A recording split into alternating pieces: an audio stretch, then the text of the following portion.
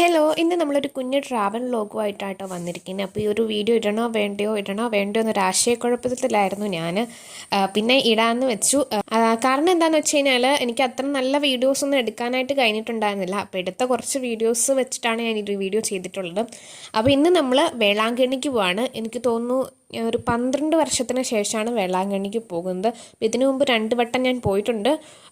അതിലൊരു വട്ടം സത്യത്തിന് ഞാൻ ഓർക്കുന്നുള്ളൂ കേട്ടോ. എന്നെ സംബന്ധിച്ചുള്ളൊരു പുതിയ എക്സ്പീരിയൻസ് എന്ന് പറഞ്ഞു കഴിഞ്ഞാൽ ഞാൻ ആദ്യമായിട്ടാണ് ഇത്രയും മണിക്കൂർ ഒരു ബസ്സിൽ യാത്ര ചെയ്യുന്നത്. 2-3 മണിക്കൂറൊക്കെ ചെയ്തിട്ടുണ്ടെങ്കിൽ ഇതിപ്പം ഓൾമോസ്റ്റ് 12 മണിക്കൂർ ഉണ്ടാകും. പക്ഷേ യാത്ര ഒന്നും കുഴപ്പമില്ലായിരുന്നു കേട്ടോ, നല്ല സ്മൂത്തായിരുന്നു. അപ്പം നമ്മൾ കോട്ടയത്തിൽ നിന്നാണ് യാത്ര സ്റ്റാർട്ട് ചെയ്തത്. അപ്പോൾ ബീന ട്രാവൽസ് എന്ന് പറയുന്ന ഒരു ഏജൻസിയിലൂടെയാണ് നമ്മൾ പോയത്. അപ്പോൾ അവർ തന്നെ നമുക്ക് വേളാങ്കണ്ണിയിൽ റൂമൊക്കെ എടുത്ത് തരും കേട്ടോ. ബസ്സിൽ അത്യാവശ്യം നമുക്ക് അഡ്ജസ്റ്റ് ചെയ്തിരിക്കാവുന്ന രീതിയിലൊക്കെയുള്ള സൗകര്യങ്ങളുണ്ടായിരുന്നു.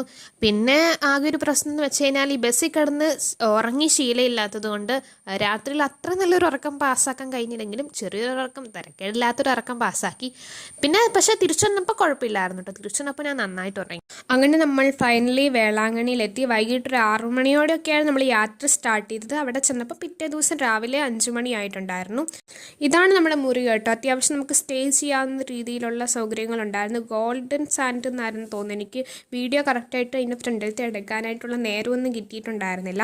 അപ്പം അകത്തെ മാത്രം ഞാൻ എടുത്താട്ടോ. അപ്പം 2 ബെഡും അത്യാവശ്യം ഒരു ബാൽക്കണി സെറ്റപ്പും പിന്നെ ഒരു ടോയ്ലറ്റും ഒക്കെ ഉണ്ടായിരുന്നു കേട്ടോ. പിന്നെ ഞാൻ വേഗം പോയി ഒന്ന് കുളിച്ച് ഫ്രഷായിട്ട് വന്നു കേട്ടോ. അതിനുശേഷം നമ്മൾ സമയം കളയാതെ തന്നെ പള്ളികളെ സന്ദർശിക്കാനായിട്ട് ഇറങ്ങി കേട്ടോ. നമ്മൾ ആദ്യം പോയത് ഈ പള്ളിയിലായിരുന്നു. ഇവിടെയുള്ള എല്ലാ പള്ളിയിലും തന്നെ നമ്മൾ പോയിട്ടുണ്ടായിരുന്നു. പക്ഷേ എല്ലാത്തിൻ്റെയും വീഡിയോ ഒന്നും എനിക്ക് പിടിക്കാൻ പറ്റിയിട്ടുണ്ടായിരുന്നില്ല. ചിലതിനൊന്നും അകത്ത് വീഡിയോ അലൗഡ് അല്ലായിരുന്നു കേട്ടോ. ഇതിൻ്റെ ഇടയിൽ നമ്മൾ അവിടെ ഒരു ചായക്കടയിൽ പോയി ചായയൊക്കെ കുടിച്ചിട്ടുണ്ടായിരുന്നു. അത് കഴിഞ്ഞ് ഒരു ഉച്ച വരെ നമ്മളിങ്ങനെ പള്ളികളോട് ഒരു പള്ളിയിൽ നിന്ന് അടുത്ത പള്ളിയിലേക്കുള്ള നടത്തമൊക്കെ ആയിരുന്നു കേട്ടോ. ഒരു ഉച്ച വരെ നമ്മൾ രാവിലെ റൂമിൽ നിന്ന് ഫ്രഷായി ഇറങ്ങിക്കഴിഞ്ഞ് ഒരു ഉച്ച വരെ നമ്മളിങ്ങനെ എല്ലാ പള്ളികളിലൂടെയും പോയി. പിന്നെ ഒരു പള്ളിയിൽ മലയാളം കുർബാന ഉണ്ടായിരുന്നു, അതിലൊക്കെ പങ്കെടുത്തു. സമയം കഴിയുന്ന ഒരു ആൾക്കാരുടെ എണ്ണം കൂട്ടി വരുമായിരുന്നു കേട്ടോ. അപ്പോൾ പിന്നെ ഇവിടുത്തെ ഒരു പള്ളിയിലും, അതായത് ഇവിടെ പല സ്ഥലത്തായിട്ട് ഇങ്ങനെ പള്ളികൾ കിടക്കുന്നുണ്ട്. എത്ര തിരക്കുണ്ടെങ്കിലും അത്രത്തോളം ഫീൽ ചെയ്യില്ലെങ്കിലും അത്യാവശ്യം നല്ല ആൾക്കാരുണ്ടായിരുന്നു കേട്ടോ. പള്ളികളിലെ സന്ദർശനം കഴിഞ്ഞ് നമ്മൾ നേരെ അവിടെ ഒരു ബീച്ച് ഉണ്ടായിരുന്നു, അത് കാണാനായിട്ടാണ് പോകുന്ന വഴി ഇതേപോലെ കുഞ്ഞു കുഞ്ഞു കടകളൊക്കെ ഉണ്ടായിരുന്നു കേട്ടോ. പള്ളിപ്പെരുന്നാളിന് പോകുന്നൊരു ഫീൽ ഉണ്ടായിരുന്നു.